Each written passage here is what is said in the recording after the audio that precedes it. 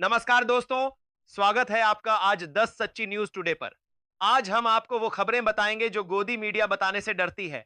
लगता है आप हमसे नाराज हैं, इसीलिए आप हमारी वीडियो को लाइक और सब्सक्राइब नहीं कर रहे हैं। खैर कोई बात नहीं, ये आपकी मर्जी है, लेकिन मैं सच दिखाता रहूंगा। संसद के अंदर भले ही यह चेहरा आपको नया लग रहा हो, लेकिन इस विपक्षी सांसद भाई ने सीधा मुद्दे की और देश हित की बात बोल दी है।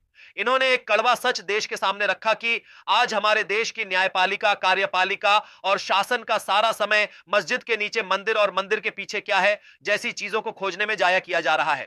सांसद जी ने साफ कहा कि अगर यही कीमती समय राष्ट्र निर्माण और विकास में लगाया जाता तो हम देश के भविष्य को स्वर्ग बना सकते थे। पहले यह वीडियो देखिए, फिर चर्चा करते हैं। किसी मस्जिद के नीचे क्या है या मंदिर के पीछे क्या है, इस चर्चा में जाने वाला न्यायपालिका, मीडिया तथा सरकार का वक्त अगर राष्ट्र निर्माण और देशवासियों की प्राथमिकता के लिए सदुपयोग में लाया जाएगा तो इसमें देश का हित होगा। पुराने जख्मों को कुरेदने से अच्छा है कि वर्तमान का परीक्षण करे और भविष्य का अवलोकन करे। किसी नेता का किसी पूंजीपति से क्या संबंध है, कौन नेता किसकी फ्लाइट में कहां गया या किस विदेशी नेता ने किस नेता को डोनेशन दिया, इन बातों से हमें लगता है ये महत्वपूर्ण होना चाहिए कि हमारे देश के किसान की, नौजवान की, आम आदमी की आवाज यहाँ उठाई जाती है या नहीं, उसकी समस्या का यहाँ समाधान होता है या नहीं।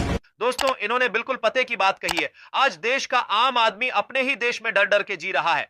एक किसान को उसके अनाज का सही दाम नहीं मिलता, एक विद्यार्थी को हक की शिक्षा नहीं मिलती, और गरीब आदमी के साथ अगर अन्याय हो जाए तो उसकी सुनने वाला कोई नहीं है। संसद और न्यायपालिका के अंदर चर्चा इस बात पर होनी चाहिए कि क्या आखिरी कतार में खड़े व्यक्ति को न्याय मिल रहा है या नहीं।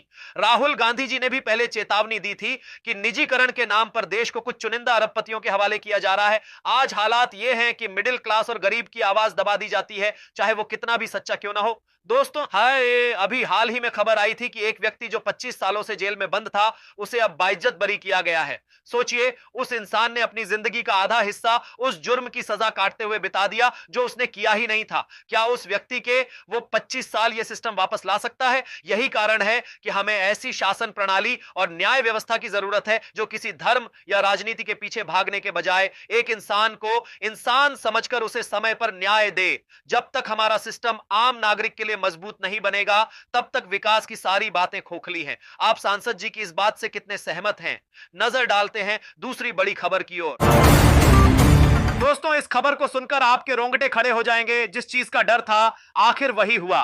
मैंने पहले भी एक वीडियो बनाया था जिसमें मैंने साफ कहा था कि देश के प्रधानमंत्री जी की कुर्सी को खतरा है। मैंने उस वक्त जिक्र किया था एक ऐसी फाइल का जिसमें अगर हमारे प्रधानमंत्री जी का नाम आ गया तो हम कहीं भी मुंह दिखाने लायक नहीं रहेंगे। दोस्तों, सोचिए कि यह एक ऐसी घिनौनी फाइल है जिसका जिक्र मैं यहां विस्तार से नहीं कर सकता, लेकिन उस फाइल के अंदर अब अपने आप को विश्व गुरु बताने वाले, डंका पीटने वाले हमारे देश के माननीय प्रधानमंत्री श्री नरेंद्र मोदी जी का नाम सामने आ जाता है। आरोप यह है कि उन्होंने किसी एक विशेष देश को खुश करने के लिए अमेरिका के डोनाल्ड ट्रंप के इशारों पर सिर्फ एक कठपुतली बनने के लिए उनके आगे जाकर डांस किया। अब इस पूरी बात की सच्चाई क्या है और यह मामला कितना गहरा है, अगर आपको यह जानना है तो पहले यह वीडियो देख लीजिए, और अगर आप सच से डरते हैं तो वीडियो को स्किप करके आगे बढ़ जाइए। प्रधानमंत्री मोदी का नाम एप्स्टीन फाइल्स में आया है। खुलासा हुआ है नरेंद्र मोदी ने एप्स्टीन से सलाह ली और अमेरिकी राष्ट्रपति के फायदे के लिए इजराइल में जाकर नाचे और गाए, and it worked. Serial rapist, बाल यौन अपराधी और मानव तस्करी के आरोपी एप्स्टीन ने ये मेल 9 जुलाई 2017 को लिखा था। इसके ठीक 3 दिन पहले प्रधानमंत्री मोदी 4 से 6 जुलाई 2017 के बीच इजराइल दौरे पर थे। अगर एप्स्टीन के मेल की कड़ियों को जोड़ें तो पता चलता है कि मोदी जून 2017 में अमेरिका गए थे और उन्होंने वहां एप्स्टीन से सलाह ली। इसके एक हफ्ते बाद 4 से 6 जुलाई 2017 को मोदी इजराइल में थे और सलाह के मुताबिक वहां नाचे, गाए और काम हो गया।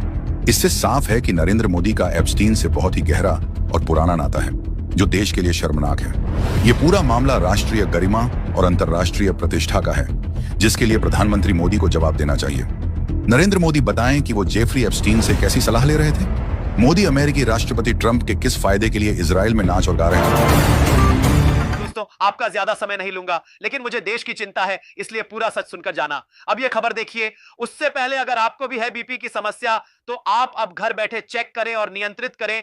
मशीन का लिंक डिस्क्रिप्शन में दिया गया है। दोस्तों, आपने सोशल मीडिया पर मोहम्मद दीपक वाली कहानी तो सुन ही ली होगी, और जिसका डर था वही हुआ।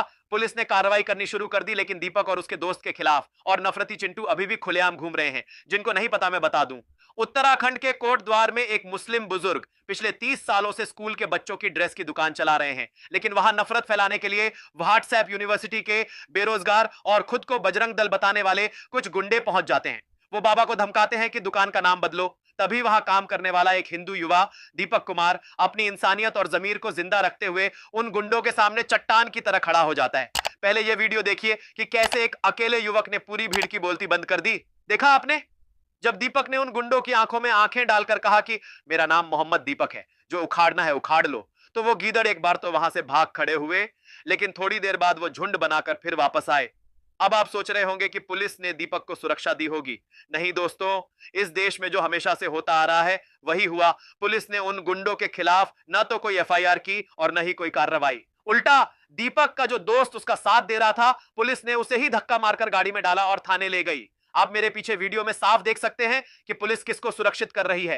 ये नफरती चिंटू इतने गिर चुके हैं कि जैसे ही किसी ने इनका विरोध किया, इन्होंने उस हिंदू लड़के दीपक को मुस्लिम बताना शुरू कर दिया। इनके लिए ना हिंदू सगा है ना मुसलमान,